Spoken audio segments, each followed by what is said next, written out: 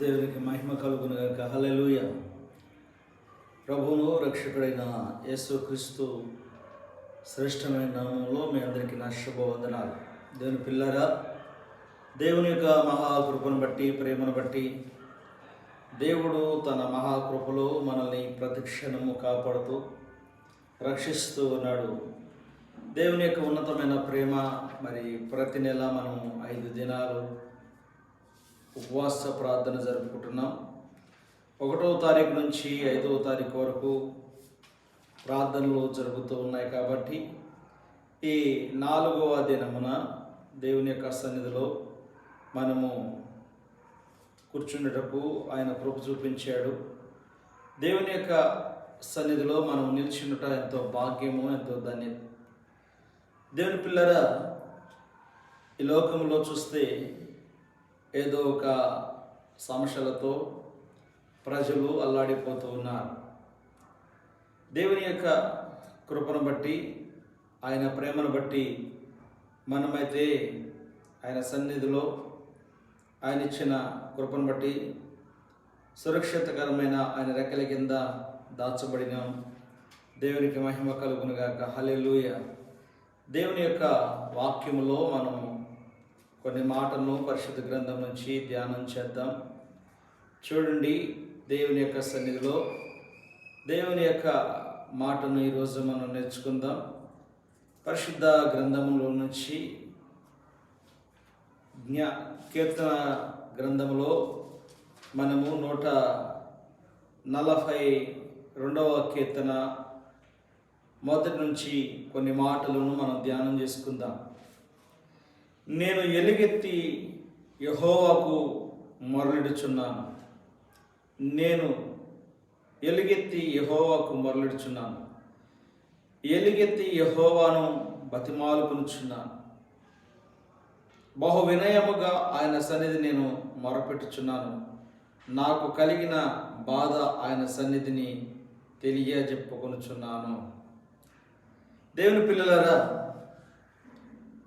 దైవజనుడు రాజు దావీదు చేస్తున్న ప్రార్థన దేవుని యొక్క లేఖనములో మనం చూస్తే ఈ 142వ కీర్తనలో దేవుని దగ్గర భక్తుడు ఇలాగా ప్రార్థన చేస్తున్నాడు. నేను ఎలుగెత్తి యెహోవాకు మొరలిడుచున్నాను. దేవుని సన్నిధిలో కనిపెట్టి ప్రార్థన చేస్తున్నాడు, మెలకువగా ఉండి.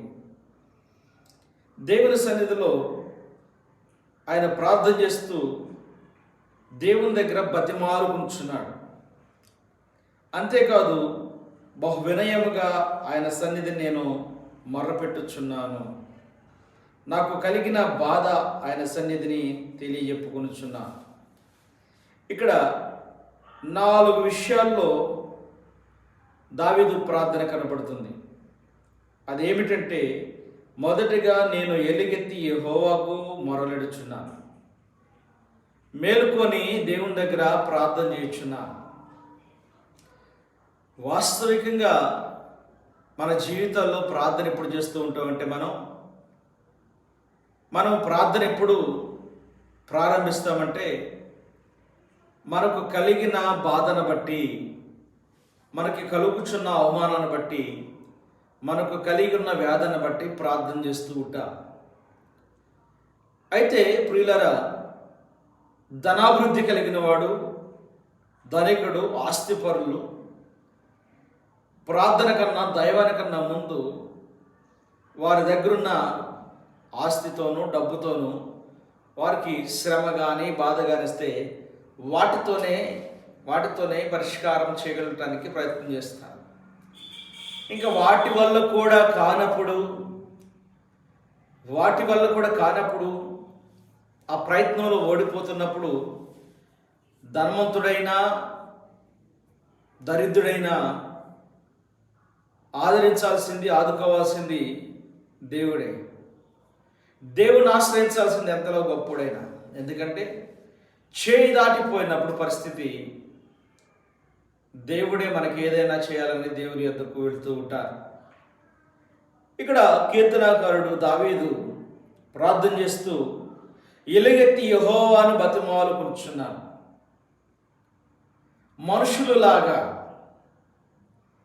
మనుషుడు ఒక్కొక్క మనిషిని బ్రతిమాలుకుంటాడు. బాబు చేసి పెట్టవు నాయన. ఎక్కువ వృద్ధాప్యంలో ఉన్నవారు ఎవరిని కోరుకుంటారంటే బాల్యంలో ఉన్నవారిని, బాలులుగా ఉన్నటువంటి వారిని, యవ్వన బిడ్డలను, వృద్ధాప్యంలో ఉన్నవారు చేయలేని పనులు వారితో చేయించుకుంటే బ్రతిమాలుచుంటారు.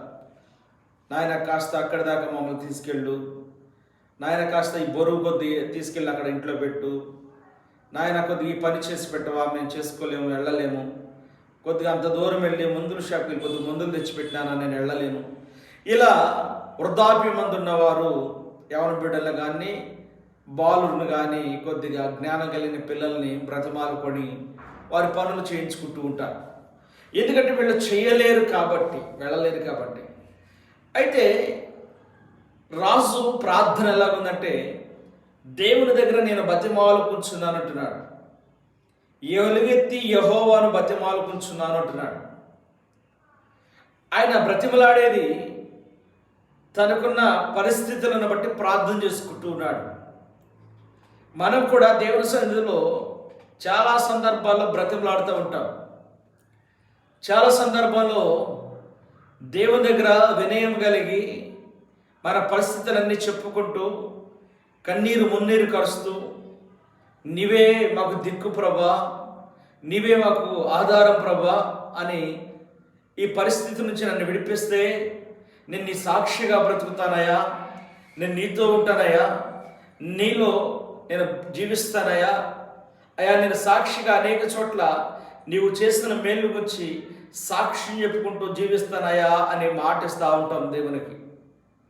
ఎందుకు మాటిస్తామని మనం ఆలోచన చేస్తే మన చేతిలో లేని శక్తి, మన వల్ల కాని పని, మనకు ఎవరు సహాయం చేయరు కాబట్టి, మనం ఎవరి యొద్దకు వెళ్ళినా ఏ మేలు మనకి దొరకదు కాబట్టి మనం ఏం చేస్తామంటే దేవుని దగ్గరకు వచ్చి దేవుని బ్రతంలో ఆడుకుంటూ ఉంటాం.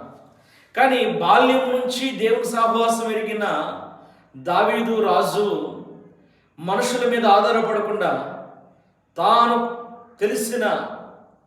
కలిగిన శక్తిని, ఆయన దేవుని యొద్ద నుంచి రుచి చూసిన అనుభవాన్ని మరలా దేవుని దగ్గరికి వెళ్ళి చెప్పుకుంటున్నాడు.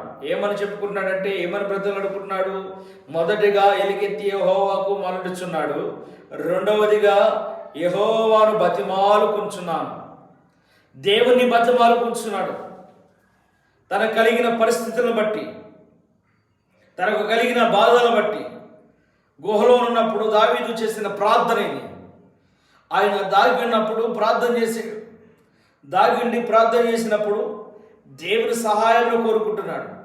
దేవుని సహాయం అడుగుతున్నప్పుడు, దేవా నీవు తప్ప నాకు సహకారి లేరు, నీవు తప్ప సహాయం చేయవాడు నాకు లేడు కాబట్టి నీవే నాకు ఆధారం కట్టి నీ ద్వారా నేను మేలు పొందుతానని నమ్మకం ఉందయ్యా, నీవు మేలు చేయదేవుడు అని దేవుని దగ్గర మొరలుడుచు బతిమలాడుకుంటున్నాడు.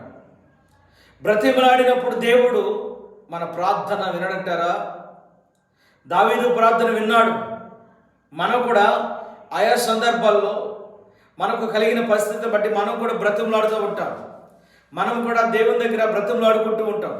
మనం కూడా ప్రార్థన చేస్తూ ఉంటాం.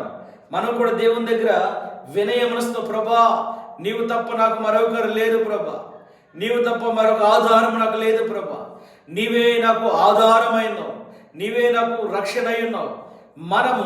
మనకు కలిగిన పరిస్థితులన్నిటినీ దేవుని సన్నిధిలో చెప్పి మనం కూడా ప్రార్థన చేస్తూ ఉంటాం. మూడో మాటలో ఏముందంటే, ఆయన అడుగుతున్న మాటలో బహు వినయముగా ఆయన సన్నిధిని నేను మొరపెట్టుచున్నాను. ఎలా మొరపెడుతున్నట్ట? బహు వినయముగా ఆయన సన్నిధిని నేను మొరపెట్టుచున్నాను.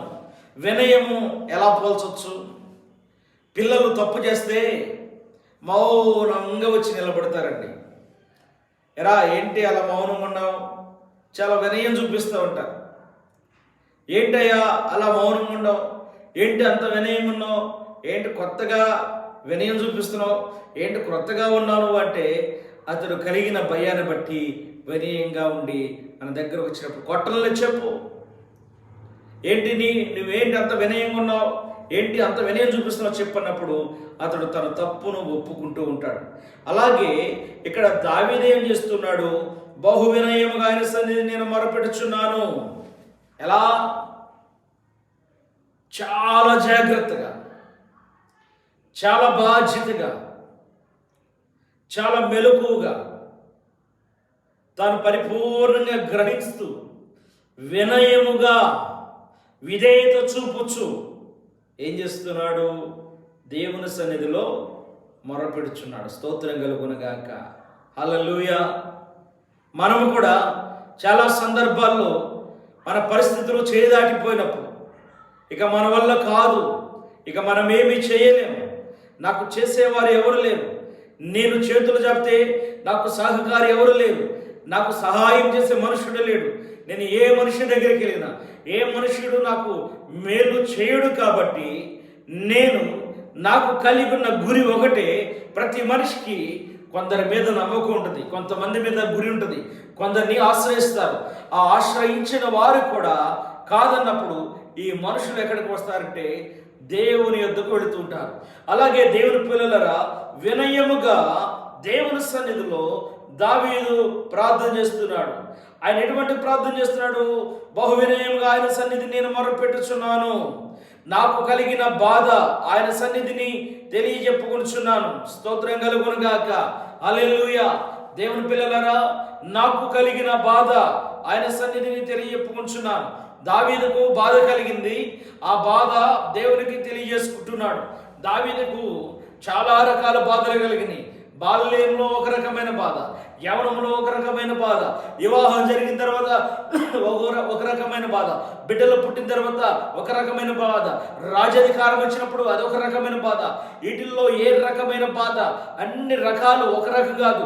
ఆయన బాల్యం నుంచి ప్రతి బాధను అనుభవిస్తూనే వచ్చాడు. అయితే బాధలను బట్టి దావీదు కృంగిపోలేదండి. తనకు కలిగిన బాధను బట్టి ఏనాడు కింగ్ ఆఫ్ ద డేవిడ్ బాధపడి కృంగిపోలేదు. ఆయన దేవుని సన్నిధిని ఆశ్రయించాడు. ఆయన జీవము కలిగిన దేవుణ్ణి ఆశ్రయించాడు. ఆశ్రయించి మనుషులతో మాట్లాడినట్టుగా, మనుషులను గౌరవించినట్టుగా, మనుషుల కన్నా ఎక్కువ గౌరవం కలిగిన వాడు, సామర్థ్యం కలిగిన దేవుని శక్తిని తెలుసుకున్న దావీదు దేవుని దగ్గర బహువినయంగా ఆయన సన్నిధి నేను మొరపెట్టుచున్నాను. నాకు కలిగిన బాధ ఆయన సన్నిధికి తెలియపుచ్చుకుంటున్నాను. నాకు కలిగిన బాధ ఆయన సన్నిధిని తెలియజెప్పుకొనుచున్నాను. స్తోత్రం కలుగునుగాక. ఆయనకు కలిగిన బాధ ఆయన సన్నిధిలో తెలియజెప్పుకుంటున్నాడు. దావీదుకు కలిగిన బాధ దేవునితో పంచుకుంటున్నాడు. తోబుట్టులతో పంచుకోవట్లేదు, చేసుకున్న భార్యతో పంచుకోవట్లేదు, కన్న బిడ్డలతో పంచుకోవట్లేదు, మంత్రివర్గంతో పంచుకోవట్లేదు, ప్రవక్తలతో పంచుకోవట్లేదు, ఎవరితో పంచుకోవట్లేదు. ఆయన తన బాధని ఎవరితో పంచుకుంటున్నాడంటే జీవము కలిగిన దేవునితో పంచుకుంటున్నాడు. మనకు బాధలు కలిగినప్పుడు మనము కూడా ముందు మనకు తెలిసిన వారిని ఆశ్రయిస్తాం. మనకు బాగా నమ్మకమైన వారిని, నమ్మకస్తులు ఎదుగుతూ ఉంటాం. హృదయానికి దగ్గరగా ఉన్న వారి దగ్గరికి వెళ్తాం. మన హృదయానికి దగ్గరగా ఉన్న వారితో మనం చెప్పే మాట ఏంటంటే వినయముగా వారి దగ్గరికి వెళ్ళి మన బాధనంతా చెప్పిన తర్వాత వాడు అంటారు, నీ బాధ నాకు చెప్పావు కానీ నేను చెయ్యలేని పరిస్థితిలో ఉన్నానంటారు. మంచిదే మిత్రమా, నువ్వు నీ బాధని చేయగలుగుతానని చెప్పావు, కానీ నీ బాధను విన్న తర్వాత అది నేను చెయ్యలేను అని చెప్తే అప్పటి వరకు ఉన్న నమ్మకం, ధైర్యము రెండు ఏమైతుంటే మనలో బలహీనమైపోతాయి. కాదు, నువ్వు చేయగలుగుతావని నేను నమ్మాను. మనుషుడు చేయగలిగినను చేయలేని వాడిగా ఉంటాడు. నీవు నేను కలిగి ఉన్న యేసయ్య మాట తప్పేవాడు కానే కాదు. ఆయన ఆశ్రయించిన వారికి ఏ మేలు కొదువైడదు. దావీదు మహారాజు దేవునితో తప్ప ఏ మనిషిని కూడా తన బాధను పంచుకోవడం లేదు. తన బాధ అంతా దేవునితో చెప్పుకున్నాడు. నాకు కలిగిన బాధ ఆయన సన్నిధిని తెలియజెప్పుకొనుచున్నాను. నాకు కలిగిన బాధ ఆయన సన్నిధిని తెలియజెప్పుకొచ్చిన స్తోత్రం కలుగును గాక. దావీదు బాధ ఎవరికి చెప్పుకుంటున్నాడు? దైవజనాంగమా, దావీదు దేవునికి తెలియజెప్పుకుంటాడు బాధ. మనమైతే మన స్నేహితులకో, రక్త సంబంధులకో, ఆత్మీయులకో, ఆప్తులకో, మనము మనసిచ్చి నమ్మిన వారికో మన బాధను చెప్పుకుంటూ ఉంటాం. కానీ వారే వంచన చేస్తే, వారే మోసం చేస్తే ఇక అప్పుడు ఎలా ఉంటుంది పరిస్థితి? దావీదుకు కలిగిన బాధలో దావీదు మనుషులతో సహవాసంలో ఉన్న ఆ దావీదు రాజ్యంలో ఉన్న వారితో కానీ, దావీదు కుటుంబీకులతో కానీ ఎవరితో చెప్పుకోకుండా ఆయన తన ప్రార్థన గదిలోకి వెళ్ళి తన బాధను గురించి దేవుని సన్నిధిలో మొరపెట్టుకుంటున్నాడు. ప్రార్థన గది. దేవుని పిల్లరా, ఇది దావీదు అనుభవం. గుహలో ప్రార్థిస్తున్నాడు, దాగి ఉండి ప్రార్థన చేస్తున్నాడు. శ్రమ వచ్చినప్పుడు మనం కూడా మొదటిగా మనకు తెలిసిన వారిని ఆశ్రయిస్తాం, దాగి ఉండటానికి ప్రయత్నం చేస్తాం. ఇక మనకి మన వల్ల కాదు, మన పరిస్థితి చేదాటిపోయిందన్నప్పుడు మనం ఏం చేస్తూ ఉంటామంటే మనం కూడా జీవం మిగిలిన దేవుణ్ణి ఆశ్రయిస్తాం. నీ కలిగిన పరిస్థితి ఏదేమైనప్పటికీ యేసయ్యను ఆశ్రయించు. ఆయన నెమ్మది కలగజేస్తాడు. ఆయన నీ హృదయంలో ఉన్న వాంఛను కొట్టివేస్తాడు. నీ మనోవ్యాధులను తొలగిస్తాడు. తొలగించడా? తొలగిస్తాడు. మనం ఆరాధించే దేవుడు సజీవుడు. మనం గర్భస్తున్న దేవుడు సత్యవంతుడు. నీతిని అనుసరించడం నేర్చుకోవాలి. దేవుని సన్నిధిలో హృదయపూర్వకంగా ప్రార్థన చేయడం నేర్చుకోవాలి. నేను ఎలుగెత్తి యెహోవాకు మొరలిడుచున్నాను. నీవు మనుషులను జ్ఞాపకం చేసుకొని కన్నీరు కాచడం కాదు. నీకున్న పరిస్థితిని, శ్రమను దేవుడే విడిపిస్తాడు, దేవుడే రక్షిస్తాడు, దేవుడే కాపాడుతాడు. దేవుని తప్ప మరొక దిక్కు ఆధారం నీకు లేదు. నీ దిక్కు దశ అంతా జీవగలిగిన దేవుడే. మన దిక్కు దశ ఆయన తప్ప ఏ మనుషుడు మనకి తోడు లేడు, తోడు రాడు. ఆపదలో అన్నిటిలో ఆయన మనకి సహకారి, ఉపకారి ఉంటాడు. దేవుని పిల్లరా, దేవుని సహాయమును కోరుకుంటూ దేవుని సన్నిధిలో మొరపెడుతున్న మరొక సమాధానం వస్తుంది. నీవు కన్నీరు కచ్చిన కన్నిటికి ప్రతిఫలం దొరికింది. నీవు ఆత్మీయుల దగ్గర ఓడిపోవచ్చు, శరీరం దగ్గర ఓడిపోవచ్చు, నీ ప్రాణహితుల దగ్గర ఓడిపోవచ్చు. ఇక నువ్వు ఎవరు నాకు లేరని, నేను ఒంటరినని కృంగిపోతున్నావా? కానే కాదు, ఒంటరివి కాదు.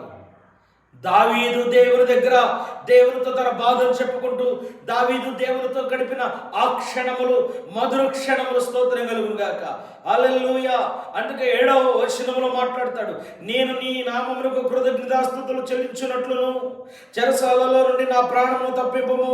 అప్పుడు నీవు నాకు మహా ఉపకారం చేసినట చూచి నీతిమంతులు నన్ను బట్టి అతిశయపడుతూ స్తోత్రం కలుగునుగాక. హల్లెలూయా. నేను నీ నామమునకు కృతజ్ఞతాస్తుతులు చెల్లించినట్లు చెరసాలలో నుండి నా ప్రాణమును తప్పింపము. నీవు కృతజ్ఞతాస్తుతులు చెల్లిస్తే మనకు కలిగి ఉన్న శ్రమలే చెరసాలు. జైల్లో ఉన్న అవసరం లేదు. కొంతమందికి కుటుంబమే చెరసాలు, కొంతమందికి బిడ్డలే చెరసాలు, కొంతమందికి స్నేహితులే చెరసాలు, కొంతమందికి అన్నదమ్ములే చెరసాలు, కొంతమందికి అక్క చెల్లెళ్ళే చెరసాలు, కొంతమందికి వారు నమ్మిన బాల్య స్నేహితులే చెరసాలు, కొంతమందికి వారు నమ్మిన ఎవరి స్నేహితులే చెరసాలుగా అయిపోతారు.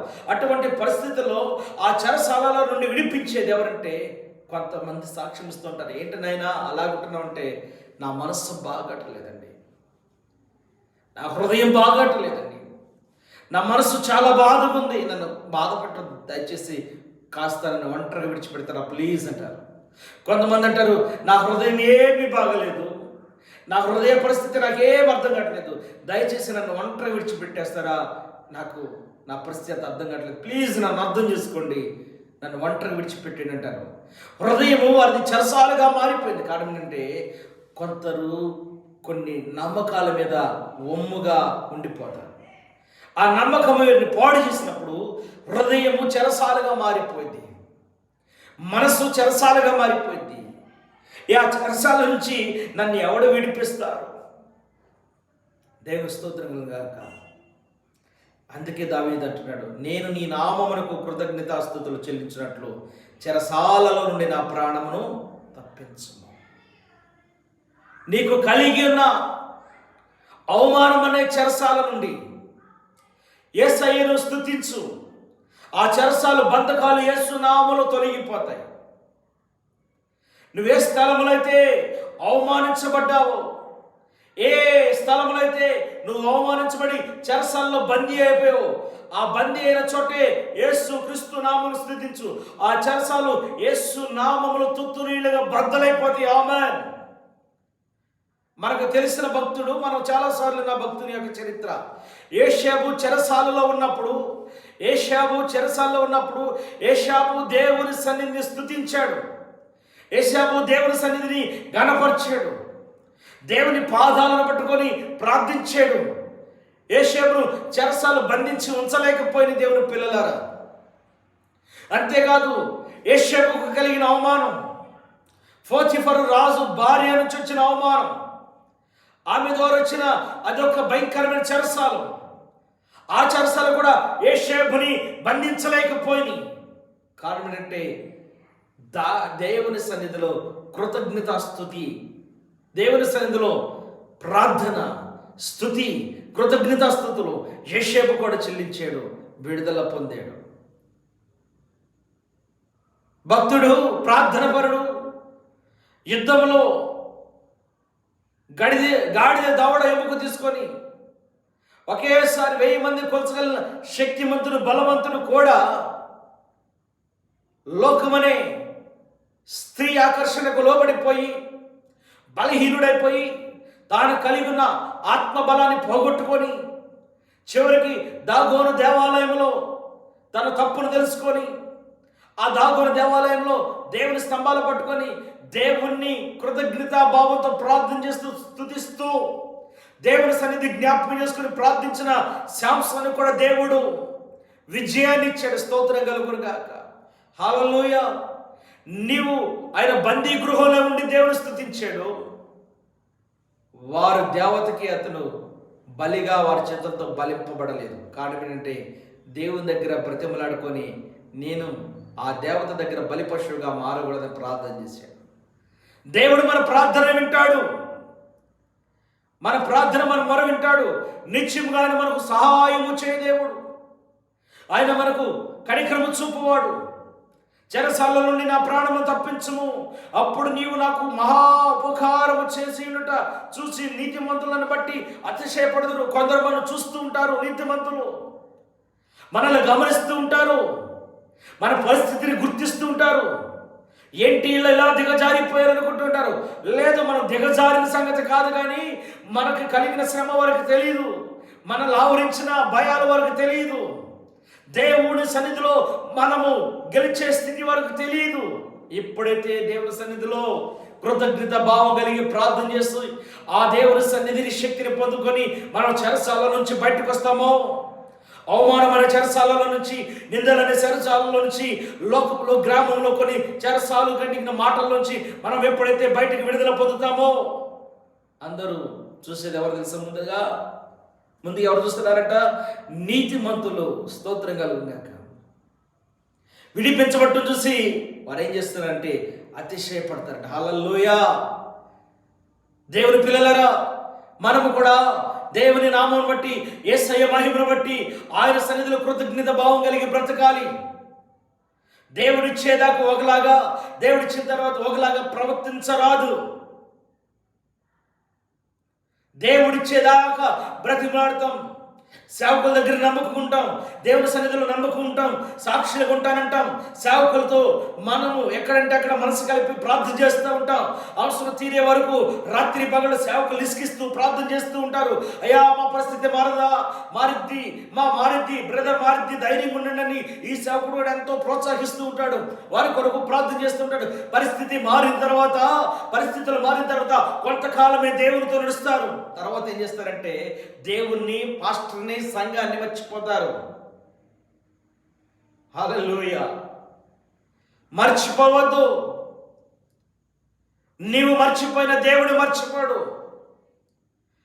నీవు దేవునితో నడవటానికి ఇష్టపడకొచ్చినప్పుడు ఆయనలోను కలిగిన శ్రమలన్నిటినీ ఆయనకు అప్పగించి ఆయన దగ్గర విజయం పొందుకున్నావు. విజయం పొందుకొని విజయానందంలో వెళుతూ వెళుతూ వెళుతూ నువ్వు ఎవరు విడిచిపెడుతున్నావు అంటే విజయాన్ని ఇచ్చిన దేవుణ్ణి విడిచిపెడుతున్నారు చాలామంది.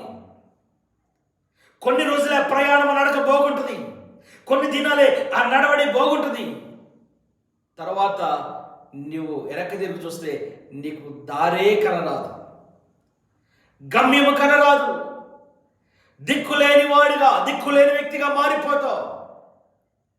అప్పుడు మొరపెట్టిన ప్రభు ఆలకించిన కారణం ఏంటంటే నీవు దేవునికే వ్యతిరేకమైపోయావు కాబట్టి. జాగ్రత్త. ఈ 2025 సంవత్సరంలో ఈ ఫిబ్రవరి 5వ తారీఖున క్షమించారు 4వ తారీఖున దేవుని సన్నిధిలో నీవు ఉన్నావు.